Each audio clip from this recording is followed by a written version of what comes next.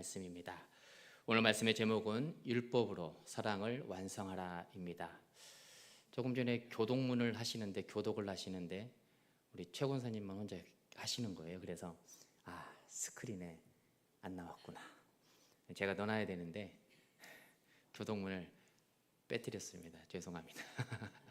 그래서 성경책을 이렇게 보고 계시는 우리 권사님만 이제 교독을 하시고 이후에 이렇게 교독을 하시는 것을 볼 수가 있는데요. 하나님의 말씀을 교독하는 거예요. 인도자하고 성도 간에도 성도도 하나가 되어서 함께 교독하는 시간이 굉장히 또 예전적으로도 의미 있고 중요한 시간입니다. 그래서 다음 주에는 교독문을 잘 넣어놓도록 하겠습니다. 오늘 본문의 말씀을 보면 주님께서 안식일에 회당장에서 말씀을 가르치실 때 귀신 들린 여자를 고쳐주는 그런 내용이 담겨 있습니다. 문제는 안식일에 주님께서 그 병든 자를 고쳐주셨다라는 게 문제예요. 회당장이 이것을 문제 삼고 있었던 것입니다. 여러분, 창세기 말씀의 창조의 원리를 보면 첫째 날, 둘째 날, 마지막 여섯째 날 온 세상을 우리 피조물까지 다 창조하신 다음에 일곱째 날은 어떻게 하셨죠? 쉬셨습니다. 그게 바로 안식인 거예요. 그리고 또한 출애굽하는 이스라엘 백성들에게 말씀이 없이 율법이 없이 살아가는 백성들에게 하나님께서 계명을 허락해 주시지 않습니까? 10계명을 주시는데 그 가운데에 네 번째 계명, 안식일을 기억하여 거룩히 지키라. 거기에서도 안식일에 대한 율법 말씀이 담겨 있습니다. 여러분, 안식일은 하나님을 예배하는 날이고요, 노동을 멈추고 하나님의 백성으로서의 정체성을 회복하는 날이 안식일이에요. 뿐만 아니라 안식일이라는 것은 휴식과 쉼, 자유함이라는 의미도 담겨 있습니다. 심지어는 종과 가축, 집안에 기르는 모든 가축까지도 쉬게 하면서 일을 해서는 안 된다라는 것을 말씀하는 날이 바로 안식일입니다. 유대인들은 이러한 안식일을 아주 철저하게 지키면서 살아갔던 민족들이에요. 지금도 유대인들은 이 민족성을 지키면서 살아가는데 어떤 정통 유대인들은 주일에 엘리베이터를 타면 버튼을 누르지 않는다고 그래요. 엘리베이터 버튼을 누르지 않는다고 합니다. 이것도 일이니까, 버튼을 누르니까. 그래서 주일날 되면 엘리베이터의 모든 세팅을 각 층마다 자동으로 멈출 수 있도록 바꾼다고 그래요. 그래서 문이 자동으로 열리면 내리고 열리면 타고, 안식일에는 이렇게 철저하게 지키는 것이죠. 또한 그들은 주일날에는 운전도 하지 않습니다. 다 걸어 다녀요. 주방 봉사 생각지도 못합니다. 식당 운영도 하지 않습니다. 미리 전날 다 준비를 해놓고 그냥 식사만 하게 하는 것이죠. 그리고 안식일에는 비가 와도 우산을 쓰지 않습니다. 오늘 이렇게 비가 오지 않습니까? 다 비 맞고 오는 거예요. 예전에 저희 나라에도 이제 조선시대에도 양반 가문들을 보면은 비 올 때 절대 안 뛰었다고 하잖아요. 갔으면서 다니시는 분들 비가 와도 에헴 하면서 천천히 느긋하게 걸어 다닌 것처럼 그러한 이제 비슷한 문화, 정통이 있는 것이죠. 비가 와도 우산을 펴지 않았습니다. 그런데 여러분, 성경에서 말씀하는 안식일의 참된 의미가 이와 같은 것일까요? 오늘을 살아가는 현대를 보면 아무리 좋은 뜻을 가지고 있는 제도라 할지라도 시간이 지나면 본질이 사라지고 형식만 남게 되는 그러한 일들이 굉장히 많이 있는 것을 볼 수 있습니다. 제도와 전통, 역사 굉장히 좋은 것입니다. 그렇지만 의미 없는 시간으로 반복이 되어진다면 본질이 사라진 죽은 전통이 되는 거예요. 죽은 율법이 되는 거예요. 안식일은 그리스도 안에서 누리는 은혜와 자유의 날입니다.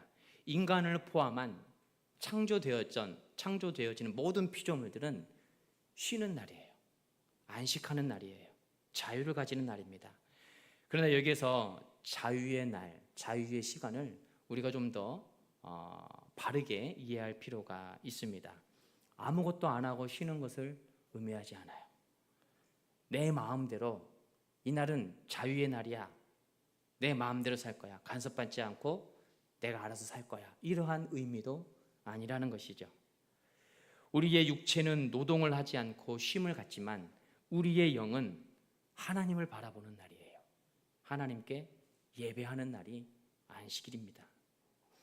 하나님의 창조주이심을 기억하는 시간입니다. 하나님께 집중하지 못하고 한 주 동안 지낼 때에도 말씀을 살아내지 못한 우리의 모습을 돌아보면서 하나님과의 참된 친밀한 관계성, 교제를 회복하는 날이 안식일인 거예요. 안식일을 올바로 이해하기 위해서는 우리가 어디에 집중해야 되는가? 이 포인트가 굉장히 중요합니다. 아무것도 하지 않고 쉬는 것에 집중하는 것이 아니라 우리가 본질적으로 하나님과 더 친밀해 나아가는 것, 이것이 바로 참된 안식이다. 이것을 우리가 기억해야 된다는 것이죠. 지난주에 말씀드렸던 우리 대화, 하나님과의 대화, 소통, 이러한 영적 재료를 가지고 하나님과 더 친밀해지기 위해서 힘쓰는 시간이 거룩한 주일이고 안식일의 바른 개념인 것입니다. 그런데 오늘 말씀해 보니까 회당장은 안식일에 화를 내고 있어요. 주님과 회당장 서로 다른 문제, 사건을 바라보는 게 아니에요.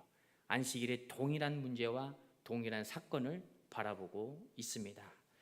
같은 사건에 주님께서는 사랑으로 접근하는데 회당장은 율법으로 접근하고 있어요. 주님께서는 사랑에 집중하는데 회당장은 율법에 집중하고 있는 것을 볼 수가 있습니다. 여러분, 회당장이 믿음이 좋아서일까요? 한 주간 정말 내가 말씀을 살아내면서 씨름하면서 목숨같이 말씀을 지켜야 되겠다, 이러한 믿음이 있어서 안식일에 집중한 것일까요? 그렇지 않습니다. 안식일을 지키는 것이 병든 사람이 고침을 받는 것보다 훨씬 더 의미 있는 전통이고 가치 있는 것이라 여겼기 때문에 주님께서 안식일에 병든 자를 고치는 것 이해할 수가 없는 거예요. 복음이 아니라 회당장에게 안식일은 하나의 이념이고 전통이고 관습이었던 것입니다. 그렇다면 여러분, 우리가 안식일을 어떻게 지켜야 될까요? 여러분들은 거룩한 주일을 어떻게 지내고 계십니까? 좀 더 넓은 관점으로 율법, 우리에게 주신 성경 66권, 이 율법의 말씀을 어떻게 지켜야 할까요? 오늘 말씀의 제목처럼 율법을 사랑으로 완성해 나아가는 것입니다. 여러분, 율법이 의미 없다라는 게 아니에요. 말씀이 필요 없다라는 게 아니에요. 성경을 보면 율법은 선한 것이다, 좋은 것이다, 지켜라 말씀하고 있습니다. 그러나 이 율법을 사랑이 아닌 제도와 전통과 관습으로 지켜낸다면 여기에서 우리는 살아남을 사람이 아무도 없는 거예요. 정죄와 책망을 받는 일밖에 없을 것입니다. 이 시간 어떻게 하는 것이 율법을 사랑으로 완성해 나가는 것인지 구체적으로 살펴보고자 합니다. 첫 번째는 축복의 통로가 될 것을 말씀하고 있어요. 축복의 통로가 될 때에 율법을 사랑으로 완성해 나간다. 오늘 성경은 그렇게 말씀합니다. 본문의 말씀 10절과 11절의 말씀을 우리가 함께 같이 읽도록 하겠습니다. 시작.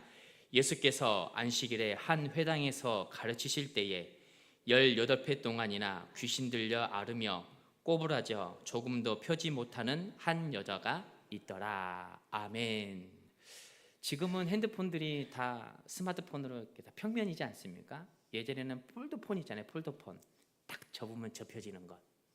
이 여인의 상태가 꼬부라졌다는 것은 접혀져서 펴지지 않는다는 걸 의미해요. 단 한순간도 허리를 펴고 하늘을 쳐다볼 수 없는 그 고통 가운데 지내고 있다는 것을 의미하고 있습니다. 이렇게 육체가 힘든 그런 상황에 있는 한 여인이 안식일에 회당에 앉아 있는 거예요. 이 여인은 어느 때와 마찬가지로 은혜를 받기 위해서 말씀을 찾아왔고 말씀의 자리에 앉아 있습니다. 그러나 이 여인의 입장에서 보면 회당장을 찾는다는 것은 쉬운 일이 아니에요. 저희는 예배 시간이 되면 오늘 주일이지, 오늘 수요일이지, 말씀 들으러 가야지 하면서 와서 앉아있는 당연한 시간인 것 같지만 이 여인에게는 쉬운 일이 아니었습니다. 몇 년째 이런 생활을 하고 있습니까? 18년째 18회 동안이나 회당을 늘 찾으면서 말씀을 갈망하고 간구하고 있습니다. 우리가 지난주에 12년 동안 12회 동안 혈루증을 앓았던 그 여인 받지 않습니까? 그 여인보다 더 오랜 시간 동안 더 힘든 고난과 고통의 시간을 견뎌내고 있는 것이에요. 문제는 건강입니다. 영적으로도 육적으로도 건강이 좋지 않아요. 11절에 그래서 이 여인을 향해서 귀신 들려 앓으며 이렇게 말씀하고 있어요. 성경에서 말씀하는 모든 질병이 다 귀신 들린 것은 아닙니다. 네. 그래서 어떤 분들은 신앙이 좀 건강하지 못한 분들은 마귀야, 사탄이야 이렇게 바라보시는데 다 그렇지는 않아요. 대부분의 많은 질병들이 육신의 연약함, 잘 관리하지 못하고 또 그때에는 의료가 발달하지 않기 때문에 어려운 일들을 많이 겪는 그런 일들이 많았습니다. 이 여인도 마찬가지인 거예요. 지금 영적인 억압과 육체적 질병을 안고 살아가고 있습니다. 얼마나 힘들었을까요? 고통의 시간이었을까요? 그럼에도 이 여인은 불편하고 힘든 몸을 이끌어서 안식일마다 회당에 나와 앉아 있었던 것입니다. 저희 교회는 와서 보니까 휠체어가 이렇게 올라갈 수 있도록 편의시설, 안전시설 이렇게 만들어 놓아서 너무 좋은 사랑의 목회 철학이 담겨 있는 모습입니다. 그리고 저희 교회 건물이 2층, 이제 이렇게 예배당이 2층에 있는데 엘리베이터가 있어요. 와서 깜짝 놀랐어요. 2층 건물에 엘리베이터 있는 건물은 별로 없거든요. 이것도 역시 약자들을 배려하고 연약한 자들을 배려하는 사랑의 목회 철학이 담겨 있는 교회 건물이라는 거예요. 그래서 건물을 하나 지을 때도 이러한 목회 철학이 굉장히 중요해요. 어느 쪽에 포인트를 맞추면서 예배당을 건물을 짓고 예배당을 관리해야 되는가. 근데 저희 교회도 연약한 이들을 돕는 그런 배려하는 시설들이 군데군데 이렇게 보면 많이 있습니다. 그런데 예수님 당시에는 이런 편의시설이 없어요. 엘리베이터도 없고요. 휠체어가 올라갈 수 있는 판판한 길도 없습니다. 그럼에도 불구하고 이 여인은 어떻게 해서든지 안식일에 와서 말씀을 듣습니다. 그런데 놀라운 역사가 그날 일어난 거예요. 귀신이 떠나가고 질병이 떠나가는 놀라운 역사가 나타났습니다. 이 여인에게 있어서 예수님은 어떠한 분이실까요? 복 그 자체지요. 복음이었고 소망이었고 이 여인에게 있어서 예수님은 생명이었습니다. 여러분, 바라옵기는 우리의 삶이 예수 그리스도로 가득 채워지는 사랑의 삶이 되시기를 바랍니다. 내가 가는 곳마다 불편한 일이 생기면은 신앙생활 잘 못하시는 거예요. 내가 어느 공동체이든 가족이든 어느 기관이든 가서 함께 신앙생활을 하고 모임을 갖는데 누군가가 불편해하고 눈살을 찌푸리고 저분 안 왔으면 좋겠다 이런 생각을 갖게 한다면 그분 신앙생활 다시 해야 되는 것입니다. 사랑이 빠져 있는 거예요. 분열과 감정의 충돌이 아니라 여러분, 바라옵기는 축복의 통로가 되시기를 바랍니다. 우리가 말씀을 듣고 알고 있다면 그 말씀이 우리 삶에서 사랑으로 녹아져 내려야 되는 거예요. 그 사랑으로 실현되도록 통로가 되는 그러한 삶을 살아가는 것입니다. 말 한마디를 해도 격려해주는 말을, 사랑해주고 축복해주고 세워주는 말을 하는 것이죠. 우리의 행동 하나하나가 불편함이 불행함이 되지 않도록 내 행동 하나를 신경 써가면서 예수님이라면 어떻게 하셨을까? 그 질문을 우리 마음속에 늘 던지면서 행동하는 거예요. 그래서 누군가는 불편하지만 그것이 불행으로 바뀌지 않도록, 내가 이곳에 있는 게 난 너무 불행하다, 이런 불행으로 바뀌지 않도록 우리는 신경을 써야 하는 것입니다. 중요한 것은 축복의 통로가 되기 위해서 주님처럼 지켜보는 관찰력과 집중력이 필요하다는 거예요. 사랑을 어떻게 하면은 사랑으로 섬길 수 있을까? 사랑을 나눠줄 수 있을까? 이러한 관점으로 바라보는 것이지 흠 잡을 것이 있나 없나 어디 한번 두고 보자. 이렇게 이런 관점으로 바라보는 것이 아니라는 거예요. 관찰력과 집중력은 사랑으로 섬길 수 있는 영역이 무엇인가? 이것을 우리가 실천하기 위해서입니다. 오늘 주님께서 어떻게 살펴보고 있는지 12절 말씀 우리가 다 함께 그 관찰력과 집중력을 살펴보도록 하겠습니다. 12절 말씀입니다. 예수께서 보시고 불러 이르시되 여자여 내가 내 병에서 놓였다 하시고. 아멘. 주님께서 어떻게 하고 계십니까? 보고 계세요. 등이 고부라져서 제대로 앉기 힘든 이 여인을 보고 계십니다. 여러분, 우리의 시선은 성공과 화려함에 집중될 때가 많아요. 연약하고 소외되고 불편한 일은 집중하는 것이 아니라 짜증내죠. 사람들의 시선을 멈추게 하고 관심과 사랑과 박수를 받는 일은 초라함이 아니라 화려함이라는 거예요. 성공이라는 거예요. 그래서 우리는 늘 하는 말이 옷이 날개다라는 말도 자주 하지 않습니까? 외모를 중요시하게 여기는 그러한 시대를 살았었습니다. 보여지는 현상과 결과에 집중할 때가 많아요. 어떻게 하면 내가 좀 더 지적으로 보일까? 아름다워 보일까? 어떻게 하면 내가 사랑받을 만한 존재가 될 수 있을까? 무시당하지 않고 존중받을 수 있을까? 어떻게 하면 나의 자존감이 회복될 수 있을까? 보여지는 외모에 투자를 많이 합니다. 옷에 투자를 많이 하기도 하고 타고 다니는 차에다 투자를 많이 하기도 하고요. 살아가는 집에 투자를 하기도 하고 성형에 투자하기도 합니다. 또한 유명 브랜드가 아니면 사람들이 무시할까 봐 명품 하나씩은 내가 가지고 있어야지. 명품을 들음으로 명품 인생이 되는 것이 아니라 그 사람이 명품 인생이 되면 허름한 에코백 하나 들어도 명품이 되는 거예요.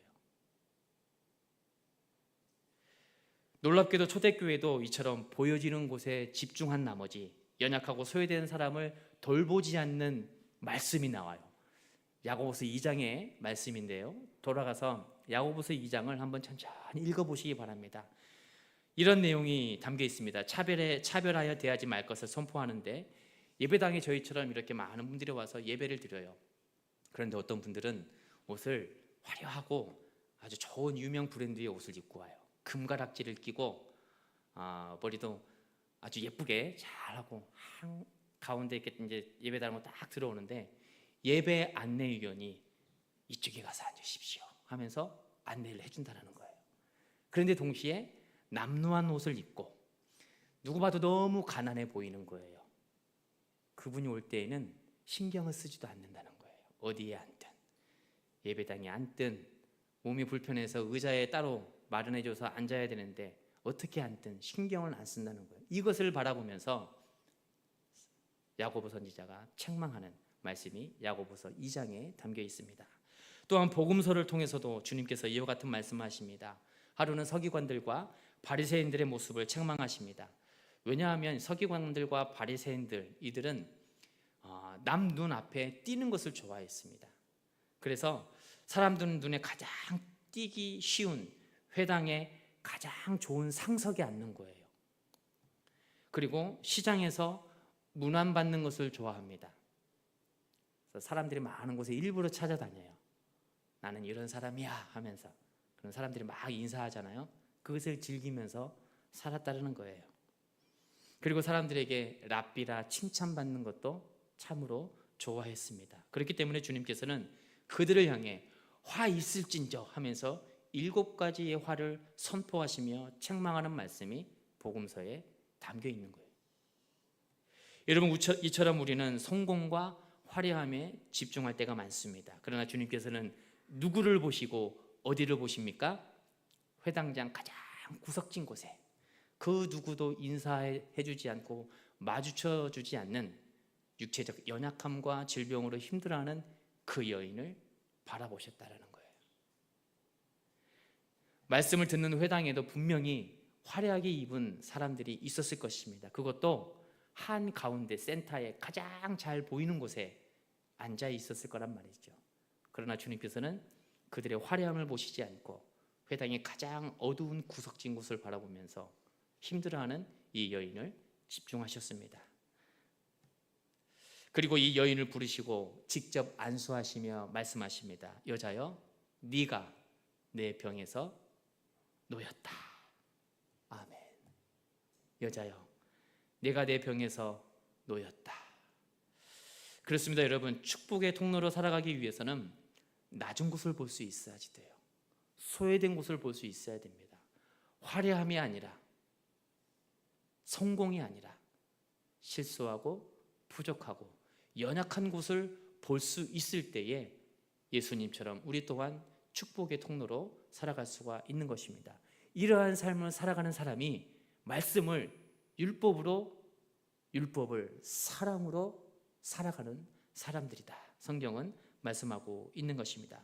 여러분, 이 시대의 작은 예수로서 주님의 제자와 그리스도인으로서 율법을 사랑으로 완성해 나아가는 축복의 통로가 되시기를 축복합니다.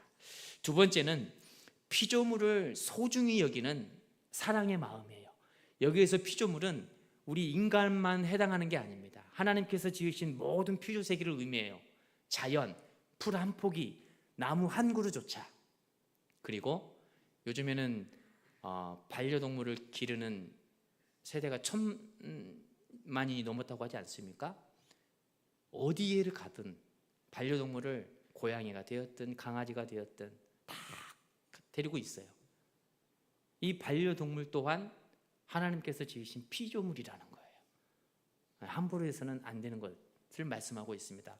오늘 본문의 14절과 15절에 이렇게 주님께서 말씀하십니다. 저와 함께 눈으로 따라가시면서 함께 읽겠습니다. 회당장에 예수께서 안식일에 병 고치시는 것을 분내어 무리에게 이르되 일할 날이 엿새가 있으니 그동안에 와서 고침을 받을 것이요 안식일에는 하지 말 것이나 하거늘 주께서 대답하여 이르시되 외식하는 자들아 너희가 각각 안식일에 자기의 소나 나귀를 외양간에서 풀어내어 이끌고 가서 물을 먹이지 아니하느냐. 아멘. 14절에서는 아주 철저하게 타인을 향해 율법을 적용합니다. 그런데 15절에서 이들이 어떻게 살았는지를 너무도 잘 설명해 주고 있어요. 그 철저한 율법을 자신에게는 합리화를 시키고 있는 것을 볼 수가 있어요. 기록에 의하면 당시 유대 랍비들은 가축을 잘 돌봐야 된다라는 가르침을 계속 전수하고 받았다고 합니다. 그래서 그들은 안식일에 일반적인 노동은 하지 않아요. 피합니다. 그러나 가축에게 물을 주고 먹이는 일은 했다라는 거예요. 일을 시키지 않는 조건으로 내가 오늘 이 가축을 물을 먹이고 양식을 주는데 일을 시키지 않는 조건으로 목마르지 않도록 물을 줬다라는 것이죠. 또한 물을 길어다가 바가지를 들고 가축에게 먹여서는 안 되지만 그 구유에다가 물을 이렇게 따라 놓을 수는 있다고 했답니다. 그래서 와서 언제든지 목을 축일 수 있도록 가축을 배려하고 사랑하는 마음이죠. 앞서 말씀드린 것처럼 안식일에 엘리베이터 버튼도 누르지 않습니다. 비 오는 날 우산도 쓰지 않습니다. 운전도 하지 않고요. 음식도 장만하지 않아요. 그런 민족성을 가지고 있는 사람들이 자기 가축에게는 안식일 날 물을 먹였다라는 거예요. 이것을 주님께서 책망하고 있는 것입니다. 본인들은 이러한 자신을 볼 수 있는 거울이 없는 거예요. 그래서 주님을 어떻게 합니까? 안식일에 어떻게 병을 고칠 수 있습니까? 하면서 화를 내고 분을 내고 있는 것이죠. 14절 상반절을 다시 보면 회당장에 예수께서 안식일에 병 고치시는 것을 분내어 무리에게 이르되, 그리고 왜 그렇게 화를 냈는지 자신의 행동에 합리화를 시킵니다. 14절 하반절에 일할 날이 엿새가 있으니 그동안에 와서 고침을 받을 것이요 안식일에는 하지 말 것이니라 하거늘.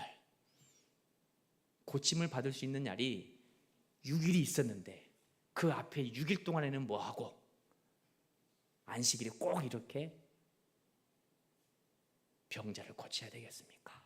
하면서 설득하고 이해시키면서 잘 소통하려는 대화의 방법이 아니라 분을 내면서 예수님께 화를 내고 있는 거예요.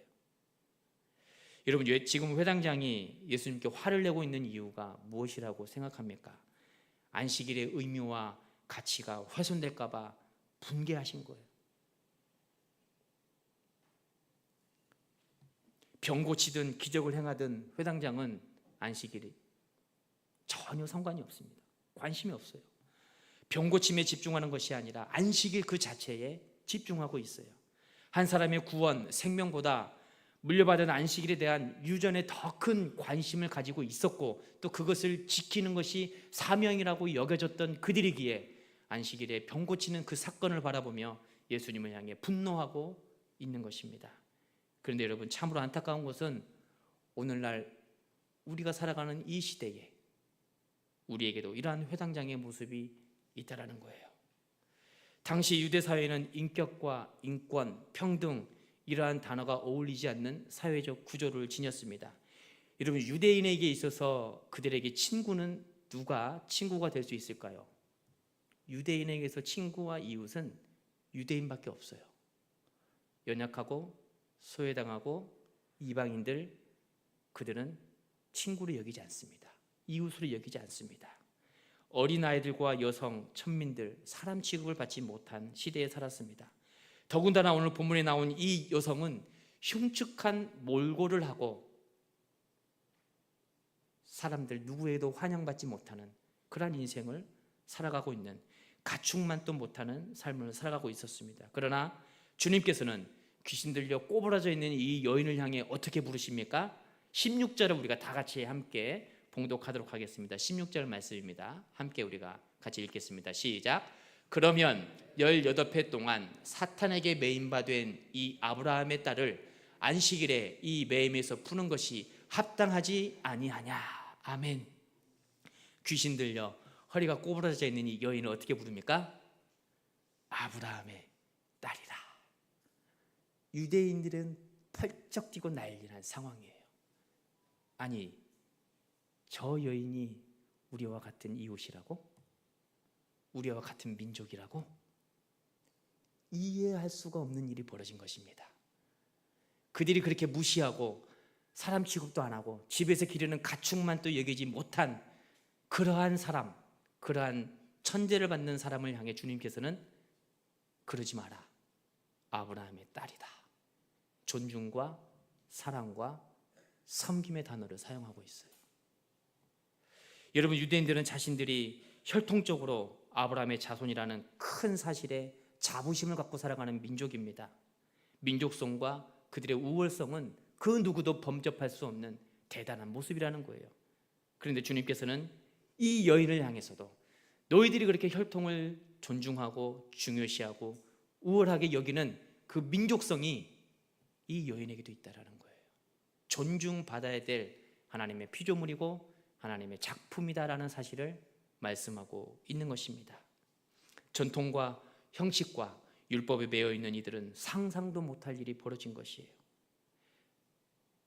그러나 유대인들은 이 여인을 주님께서 그렇게 부르셔도 이웃으로 생각하지 않습니다. 유대인은 율법을 가졌지만 지키지도 않으면서 자랑만 여기면서 살아갔습니다. 왜 이 말씀을 지키지 않냐고 정죄하고 책망하기만 했을 뿐이라는 것이죠. 여러분, 말씀은 누구에게나 적용이 되어져야 되고 누구에게나 순종이 되어져야 되는 진리의 말씀입니다. 남녀노소, 지위, 직책, 시대적인 상황 상관없이 모두가 다 지켜져야 될 진리의 말씀이라는 거예요. 내로남불, 차별, 이러한 생각을 가지고 살아간다면 우리는 축복의 통로로 쓰임받을 수가 없는 것입니다. 내 이웃을 내 자신과 같이 사랑하라, 주님의 그 말씀처럼 사랑의 힘으로 품어주면서 살아가는 것이 성도의 삶이다라고 말씀하고 있는 것입니다. 여러분, 우리의 이웃은 사람뿐만이 아니에요. 자연도 우리의 이웃이 될 수가 있고요, 우리가 기르고 우리가 함께 지내는 반려동물도 우리의 이웃이 될 수가 있는 거예요. 모든 피조물들은 사랑으로 섬기며 살아가야 될 것이다라고 성경은 말씀하고 있습니다. 그 누구도 훼손해서도 안 되고 함부로 해서도 안 된다라는 것을 말씀하고 있는 것입니다. 여러분, 율법은 하나님께서 주신 선하고 좋은 법입니다.